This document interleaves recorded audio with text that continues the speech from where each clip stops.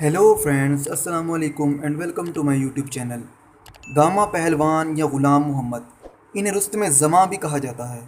वो कदीम फ़न पहलवानी के बानियों में से थे।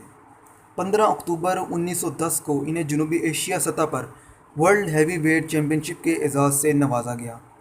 पहलवानी की पूरी तारीख़ में वो वाहिद पहलवान हैं जिन्हें 50 साल से ज़्यादा अरसे पर मुहित कैरियर में एक बार भी शिकस्त का सामना नहीं करना पड़ा। गामा पहलवान का ताल्लुक़ कश्मीरी भट्ट ख़ानदान से था। गैर मुनक़सिम हिंदुस्तान में दुनिया की शाही रियासत के हुक्मरान भवानी सिंह ने नौजवान पहलवान गामा और इनके भाई इमाम बख्श की सरपरस्ती की। गामा पहलवान को असल शोहरत इस वक्त मिली जब इन्होंने 19 साल की उम्र में इंडियन रेसलिंग चैम्पियन रहीम बख्श सुल्तानी वाला को चैलेंज कर दिया, जो ख़ुद भी गुजरांवाला के कश्मीरी भट्ट ख़ानदान से थे।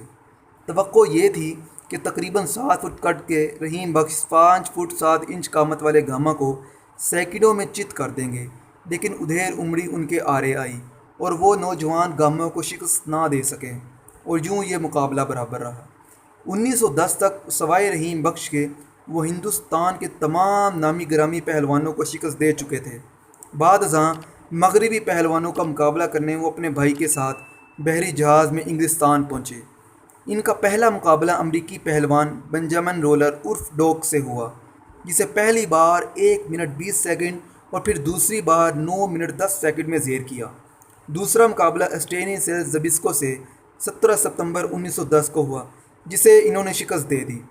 250 पाउंड की नामी रकम और जॉन बुल बेल्ट जीत ली, जिसके बाद इन्हें रुस्तम ज़मां या वर्ल्ड चैम्पियन का खिताब दिया गया। दोस्तों, क़याम पाकिस्तान के बाद वो लाहौर मुंतकिल हो गए, जहां उन्होंने अपने भाई इमाम बख्श और भतीजे भोलो बरादरान के साथ बकिया ज़िंदगी गुजारी।